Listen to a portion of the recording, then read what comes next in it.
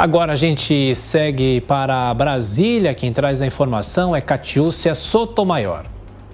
A ação de improbidade enviada pelo Ministério Público Federal à Justiça Federal em Brasília acusa o presidente Bolsonaro e a secretária Valderice da Conceição, conhecida como Val do Açaí, de enriquecimento ilícito e prejuízo ao erário. Ela foi servidora comissionada do gabinete do presidente quando ele era deputado federal e ficou na função durante 15 anos. De acordo com o MPF, entretanto, nunca exerceu o cargo na Câmara. Ao deixar a função, o salário que recebia para 40 horas era de aproximadamente R$ 1.300. Valderice assumiu a secretaria parlamentar em 2003 e foi exonerada em 2018. Nesse período, ela é acusada de ser funcionária fantasma do Congresso Nacional. Com o marido, Edenilson Nogueira Garcia, ela teria sido contratada para cuidar da casa e dos cachorros de Bolsonaro em Angra dos Reis, além de trabalhar em uma loja de açaí na praia. O processo também aponta que a movimentação das contas bancárias de Val do Açaí registra saques em espécie, equivalentes em média a 90% dos rendimentos recebidos. Ainda segundo o MPF, o presidente teria atestado a frequência dela no gabinete em Brasília para comprovar a jornada de trabalho. Com a condenação por improbidade, a Procuradoria pede o ressarcimento de recursos públicos que teriam sido desviados. No total, seriam devolvidos, em valores corrigidos, R$ 280 mil. A justificativa para a ação é que Bolsonaro teria violado o decoro parlamentar ao usar verbas de gabinete, que serve para pagar pessoal de apoio ao gabinete para o pagamento de serviços particulares.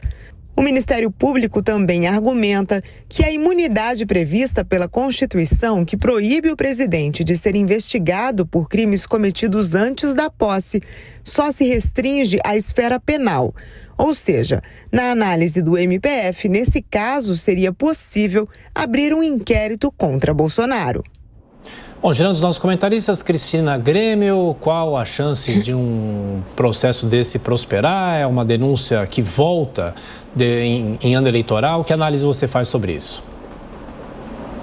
É uma denúncia de ano eleitoral, né? Porque ela veio à tona na campanha de 2018, se não me engano, ou logo na sequência, e que volta em ano eleitoral. Agora, os investigadores têm seus prazos também, então a gente não pode dizer que foi exatamente por conta do ano eleitoral que esse assunto voltou agora. Pode ser que no cumprimento dos prazos ali para defesa, para ouvir todos os envolvidos e tal, tenha transcorrido exatamente o período que era necessário para essa ação chegar nesse termo agora. É importante que se investigue até o final. A gente se assusta pelo valor, né? A gente vê que é um valor mínimo, provavelmente era próximo do salário mínimo mesmo que essa funcionária recebia, se bem que ela foi contratada em 2003, segundo disse a reportagem aí, então se esse valor é o valor da época, era mais, obviamente. Agora, de qualquer forma, não se pode usar dinheiro público para manter funcionário em sua residência, ainda mais em outra cidade, que não tenha nem como comprovar que estava prestando serviço ao público, à sociedade, que é o que se prevê mesmo na contratação ali de assessores diretos de parlamentares.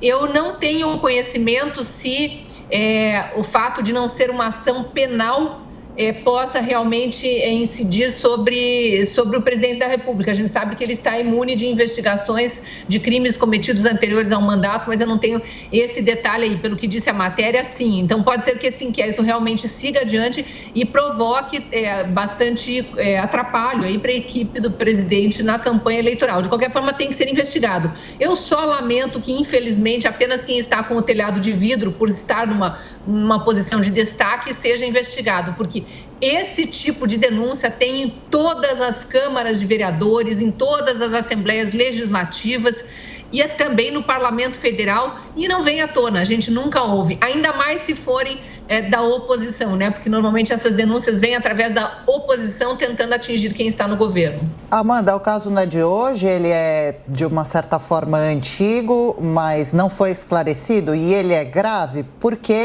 De qual forma estaria encaixada a improbidade administrativa?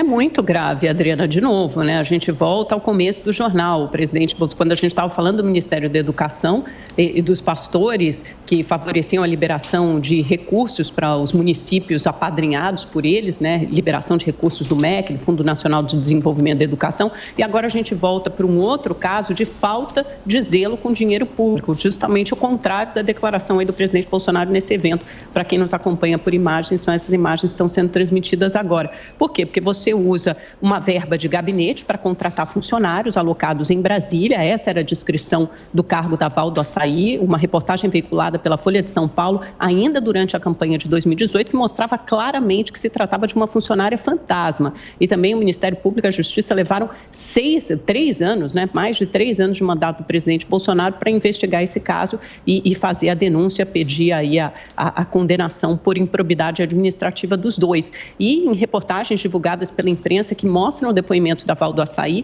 ela mesma admite que ela nunca esteve em Brasília, ou seja, ela nunca pegou uma passagem aérea, nunca pegou um avião para ir a Brasília, nunca esteve no gabinete do presidente Bolsonaro, ela não sabe usar computador, né? Ela não tinha grampeador, lápis, nunca escreveu um discurso, nunca fez ou cumpriu nenhuma das atividades legislativas descritas no cargo dela. Ela prestava serviço, sim, com associações de moradores em Angra dos Reis e cuidava da casa de veraneio, da casa de férias que o ex-presidente, então, deputado federal, tem em Angra dos Reis. E ainda tinha a lojinha do açaí, né? Por isso que ela ficou conhecida como Val do Açaí. Essas eram as funções desempenhadas por Val. Isso lembra muito o que aconteceu na rachadinha do outro filho do presidente, né? O Flávio Bolsonaro, com esse saque em espécie de grande parte dos recursos pagos pelo erário, pagos com dinheiro público, e a gente não sabe o que acontecia com esse saque, 83% em média do dinheiro que a Val recebia durante 15 anos. Pode parecer pouco, R$ 1.300 por mês, mas isso aconteceu durante um período de 15 anos, de 2003 a 2018. A gente não sabe o que acontecia com esse dinheiro sacado em espécie pela Val do Açaí. Então, isso mostra falta de zelo com o dinheiro público, possivelmente uma improbidade administrativa, com o agravante que o presidente Bolsonaro assinava ali o atestado de frequência da Val do Açaí, sendo que ela mesma admite que nunca esteve em Brasília. Ou seja, ela cumpria outra função, uma função pessoal para o presidente da República, e era paga com dinheiro público. E Carlos Salles, como esse caso voltando à tona agora, isso prejudica o presidente? E a Cris falava sobre a questão jurídica, ele pode ter problemas jurídicos com isso nesse ano eleitoral? Olha, é absolutamente corriqueiro que parlamentares tenham assessores na sua base parlamentar, ou seja, no estado de origem. Todos os parlamentares mantêm nas suas bases de origem assessores que fazem esse trabalho permanente de contato com os eleitores, com as associações, como a própria Amanda citou agora. Portanto, isso é da essência da execução do trabalho parlamentar. Todos os parlamentares de todos os partidos têm esse sistema. Então, agora, se ela fazia realmente o trabalho ou não, isso a investigação vai demonstrar. O que eu acho só é que nós estamos vendo o Brasil, né, inverter justamente a pauta do que é relevante. O Lula e toda a turma do PT, com aqueles grandes escândalos de corrupção, bilhões de reais que foram roubados e que poderiam ter ido para hospitais, para infraestrutura, para habitação, para portos, para ferrovia, para sistemas elétricos, enfim, bilhões e bilhões de reais que foram roubados, né?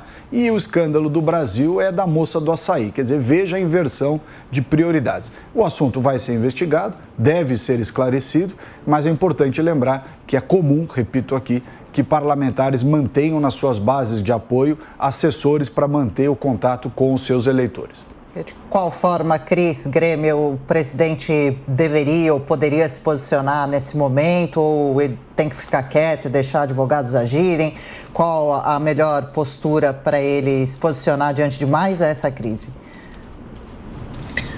Olha, eu não sou assessora de campanha, mas eu acho que o que funciona, né, nesses casos, ainda mais havendo essas declarações da própria funcionária aí de que ela jamais esteve em Brasília, de que, enfim, não prestava esse serviço que aparentemente era para ter sido prestado presencialmente em Brasília, é deixar os advogados lidarem com a questão, até porque o presidente tem 1 milhão de outras preocupações do que essa que aparentemente é pequena.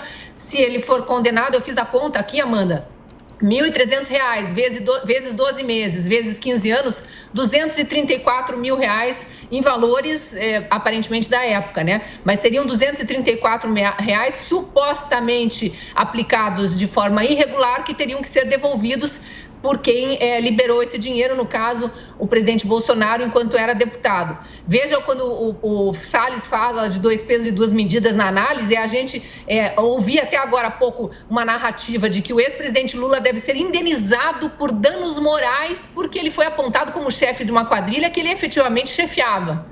Isso foi comprovado por mais de 20 juízes em condenações em 3 instâncias do judiciário, com provas sobradas, como bem disse um deles. E aí a gente está preocupado aqui com R$ 234 mil. Se for condenado, que seja devolvido e siga a vida. Ele vai ter que lidar com a difamação e com a difamação do nome durante campanha eleitoral. Isso é inevitável. Amanda? Eu acho que empobrece muito a discussão a gente sempre comparar qualquer coisa que é impingida ao presidente Bolsonaro, alguma coisa que fez o ex-presidente Lula. São coisas completamente diferentes. Porque você agora há pouco passou pano funcionários. Porque o quê? Você agora há pouco passou pano para o ex-presidente Lula, por isso que eu trouxe isso à tona. Não é querer fazer comparação, mas não, são 234 mil contra dezenas de bilhões, centenas de bilhões levantados pela Lava Jato aí, desviado em várias esferas. Então, eu só estou colocando tudo na devida medida, é isso. Não, Cristina, eu não passei pano para ninguém. Ninguém aqui está refutando a existência do Mensalão ou do Petrolão, da Lava Jato, em que pese as condenações do ex-presidente Lula terem sido anuladas, o que o torna, assim, inocente aos olhos da justiça, embora tenha sido por uma falha processual e não por uma questão de mérito. A justiça não adentrou a questão de mérito. Agora, o Salles aqui do lado, inclusive, concordou comigo sobre a espetacularização da Lava Jato. A gente vai ter chance de perguntar isso logo mais a Deltan Dallagnol, ex-procurador da República, que participará de uma entrevista a partir das 8h20 na Jovem Pan. Ele foi condenado por ter usado palavras que, na visão dos juízes, dos ministros do STJ, significavam uma espetacularização que transcendiam muito, ultrapassavam os limites da denúncia, os limites razoáveis e técnicos, os critérios técnicos que deveriam ser usados na apresentação de uma denúncia de forma pública, divulgada em tempo real pela imprensa. Isso é uma coisa. O que estamos tratando aqui é da contratação de uma funcionária fantasma durante 15 anos pelo ex-presidente Bolsonaro, conforme demonstra cabalmente a denúncia, inclusive com a admissão da própria funcionária fantasma, a Val do Açaí, conhecida como Val do Açaí, e também outras práticas, inclusive de processos que foram anuladas também por falhas processuais, parece que nesse caso do bolsonarismo serve, do filho do presidente, senador Flávio Bolsonaro, também num caso amplamente desenhado e comprovado pelo Ministério Público, das rachadinhas, em que funcionários públicos não prestavam serviços para os quais eram contratados e devolviam parte importante desse dinheiro que posteriormente era lavado ali num esquema paralelo de lavagem de dinheiro com compra de imóveis e lojas de chocolates. Isso tudo foi anulado. Mas aí você está falando de filho de presidente, também, né? Outra por pessoa. Questões processuais. O que eu estou querendo dizer é que parece um modus operandi, parece um modo de operação da família do presidente Bolsonaro, que é corriqueiro, que é redundante e que é constante. Aconteceu no gabinete de Flávio Bolsonaro e aconteceu também no gabinete do então deputado federal Jair Bolsonaro. É disso que se trata. Se você não acha isso grave, se você tenta minimizar, porque eu acho grave que tenha acontecido no Palácio do Planalto, em valores da época, que certamente serão acrescidos de multa, indenização, etc., eu acho grave o suficiente, porque é meu dinheiro, seu dinheiro, nosso dinheiro, que é gasto para manter uma funcionária que presta serviços particulares para o presidente, ex-deputado. Para fechar, Tão grave quanto ter acontecido no gabinete do Palácio do Planalto na era Lula, na era Dilma. Gravíssimo. Quanta bobagem. Mas, enfim, o que eu acho é o seguinte, olha, precisa apurar. Evidentemente, assessores parlamentares atuam na base dos respectivos parlamentares. Isso é comum. Todas as pessoas que conhecem como funciona o sistema parlamentar, e é necessário que assim o seja, porque o parlamentar fica em Brasília, longe da sua base eleitoral, é preciso que alguém faça esse contato. Se foi esse o papel desempenhado pela Val ou não, precisa ser apurado. Ela não é funcionária fantasma no sentido estrito do termo, como foi dito aqui pela Amanda, porque ela efetivamente, como disse a própria Amanda, fazia contato com as associações, com o pessoal lá local. Portanto, isso aí vai ser apurado e não me parece que o problema do Brasil seja a moça do açaí.